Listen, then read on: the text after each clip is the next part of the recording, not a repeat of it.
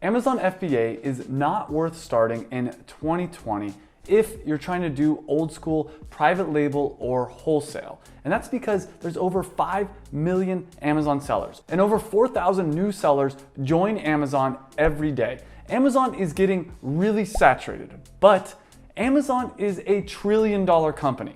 That's not a $1 million company. That's not a $1 billion company. They're a freaking $1 trillion company. And over 50% of all e-commerce sales happen on Amazon. And the cool thing about this is 50% of all the sales that happen on Amazon are from third-party sellers. This is random people like you and me. And that's a really big deal. There's over 200 sellers on Amazon that are doing over $100,000 a year. But probably the most compelling reason why you're not too late to start selling on Amazon is this one chart right here. This one chart made me realize that right now is the perfect time to start selling on Amazon. But there are right ways to sell on Amazon and there are wrong ways to sell on Amazon. And in this video, I'm gonna go over all the different Amazon FBA business models, as well as the pros and the cons for selling on Amazon in 2020. And I'll also tell you what I think the future of Amazon FBA is, and I think the data proves that I'm right on this. And the truth is, Amazon did used to be a lot easier to make money. It used to be like 5 years ago that you could just take a crappy product from Alibaba or AliExpress, slap your brand on it, and sell it on Amazon. And the reason for this was there just wasn't that many people selling on Amazon, but yet Amazon still had a lot of customers. Now the truth is, I missed the boat on this like early, easy days of Amazon as well, but there's still so much opportunity on Amazon. You just have to know the right way to go about it. And I have one product that has done over $800,000 in sales for me these last 2 years of selling on Amazon.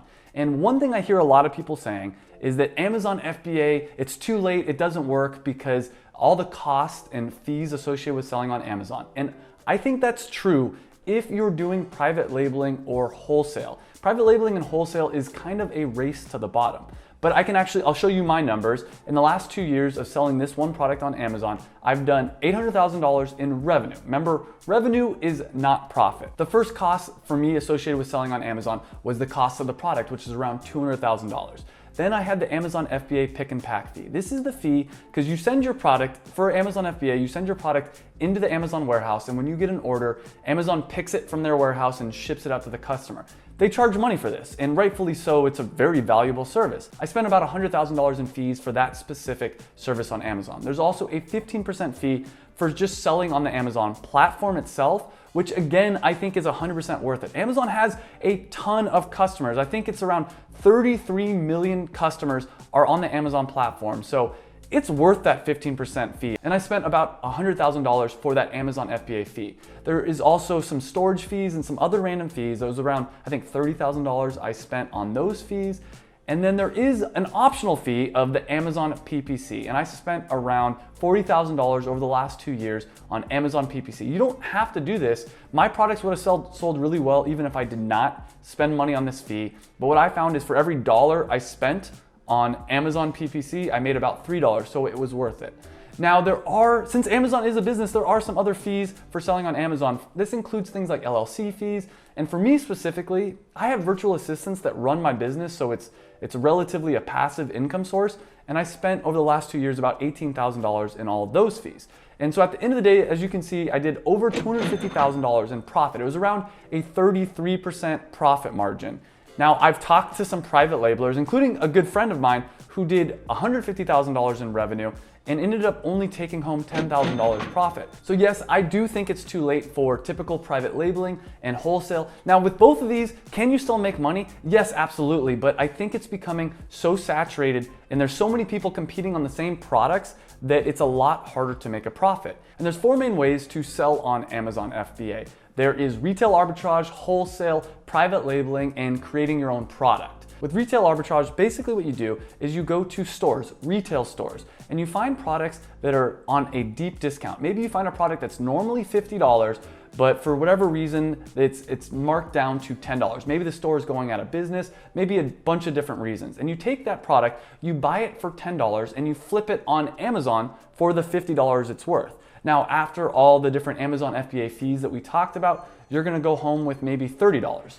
making a profit of $20. Now the problem with this is it's not really a sustainable business model because you constantly have to be going out to retail stores and trying to find deep discounts. But I think for low income households or maybe students, it's a great side hustle. With wholesale, you go to companies, you go to manufacturers, and you buy their products at around half off the wholesale price, and you flip it on Amazon. So maybe you find, let's say, Nike shoes. You contact Nike and you get a bunch of Nike shoes that are normally $100.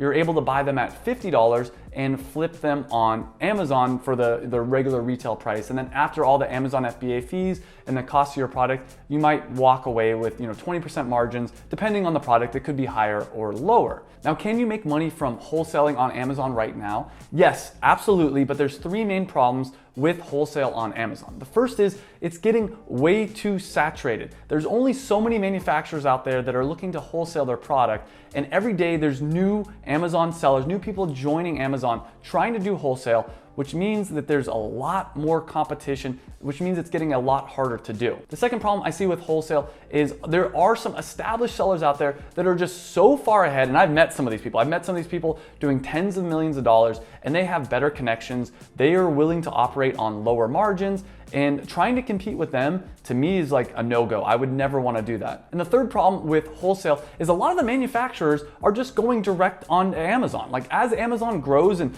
more of the old school manufacturers realize how good of an opportunity this is, they're going to cut you out. There's no reason they're going to want to sell their product to you at a discount when they can go directly to Amazon. Another business model, and this is probably the most common one that new Amazon sellers are doing, is private labeling. And this used to be extremely easy and used to work really well, and it still can be profitable. I still know people that are making money from private labeling, but it has changed. So basically what private labeling is you find a product on Amazon that has high sales, but maybe a low number of reviews, and just overall the product page doesn't look very good. You then create your own private label version of this product, slap your own brand on it, and you go to Amazon and you try to create a better listing and get more reviews, because then obviously people are going to want to buy your product over that other crappy product that had a lot of sales before. And this is great in theory, but there's four main reasons why private label is dead. The first one is it's just too saturated. There's so many people joining Amazon every day trying to private label the same junk products as everybody else. And I've seen this firsthand. I had a friend that was trying to private label a product,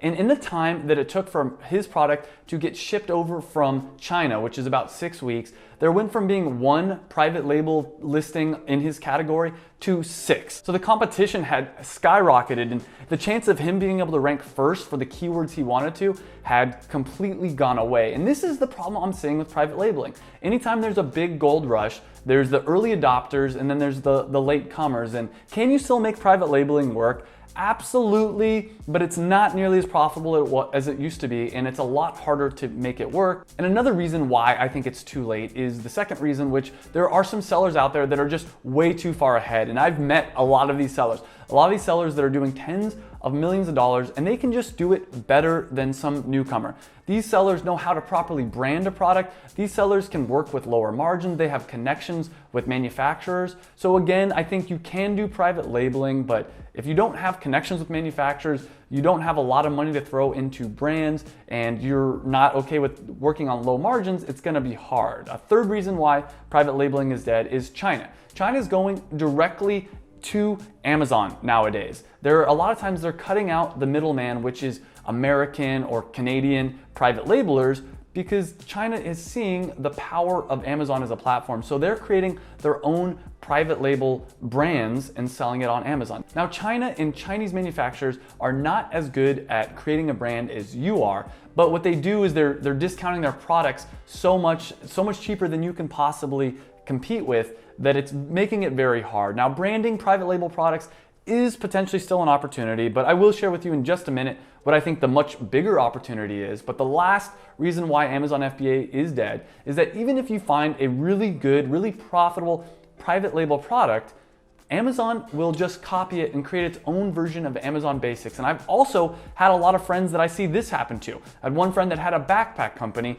and Amazon basically copied his backpack like down to the T and sold it on the Amazon platform. So obviously that product's gonna come up first in the listings. Now, I do wanna tell you what I think the next big opportunity on Amazon is going to be, and I'll tell you that in just a minute, but keep in mind, there are 33 million customers on Amazon. As long as there are people buying things on Amazon, there will be an opportunity, but these opportunities change over time. And as I said, there are 5 million sellers on Amazon. That's across all the different countries where Amazon sells on. But within the US, there is way less sellers in the US market. And of the sellers that are in the US market, which is the biggest Amazon market, only about a third to a fourth of them actually ever end up selling a product. So a lot of people sign up and they never follow through, which is one of my biggest pieces of advice, is to actually follow through, to actually continue to take the next steps and launch a product. But one other thing, and this is probably the biggest reason why right now is the perfect time to sell on Amazon, is this graph right here. This is the percentage of sales that e-commerce as a whole, e-commerce makes up in the United States. And in the last year, it was around like 12%. It's been growing steady every single year. Now, stop and think about that for a second. That still means that about 90% of all retail sales happen in brick and mortar businesses. Now, I think you've seen the trend. If you go to a mall during Christmas time, or if you go to a mall during any time, it is dead compared to what it used to be. People are buying more and more things on Amazon. In my apartment, I see Amazon boxes all the time. This number is gonna continue to grow and it's going to skyrocket. So it's not too late to sell on Amazon. This is the perfect time, but it is too late for all those business models I'd already talked about. What I think you should do instead is create your own product, create a unique product, create a product that you wish existed in the world that does not yet exist. And this is what I did, and I'll talk about how I created my company in just a minute. But basically what you need to do is not just take a product that already exists and slap your own brand on it.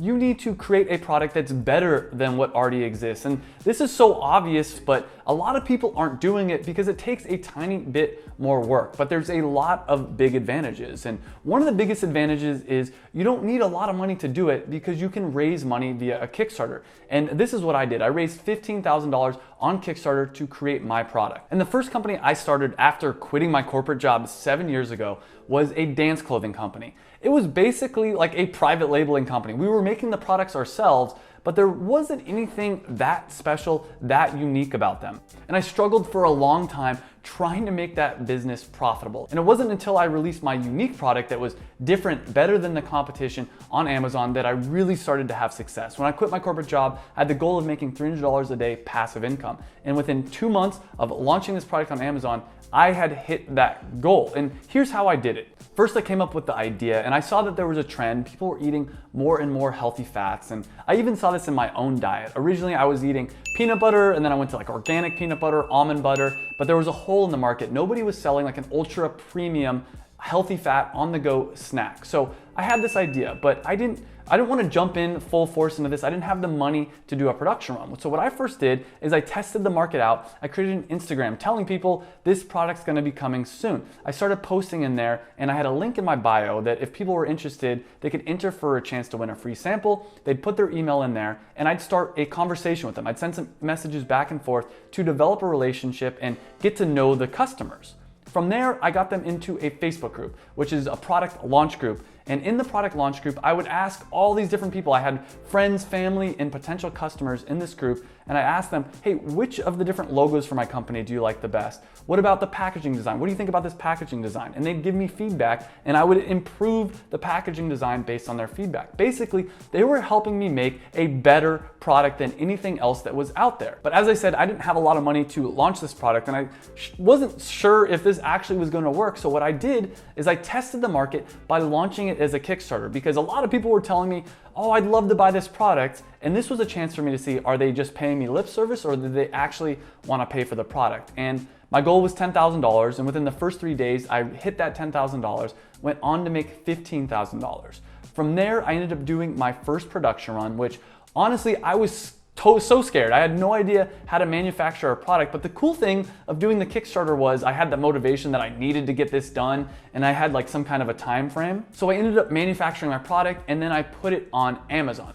And then as soon as I launched it, I got everybody from the product launch group I asked them to buy a box and leave a review. I got 75 reviews within the first week, and that spike in sales, that spike in reviews snowballed into more and more success. And as I said, within 2 months of launching that product, I was doing about $30,000 a month in revenue, which led to about $10,000 profit, which was above my goal of $300 a day. Now, I have made a lot of mistakes in selling on Amazon. I made a lot of mistakes with this first Amazon business. And if you want to know every single mistake I made on Amazon in these last 2 years, I did a video right here. And in that video, I talk about everything I've learned in the first 2 years of selling on Amazon. And I share with you the biggest mistake I made, which cost me about $120,000. So click on that video. I'll see you in the next video, and remember to enjoy the journey.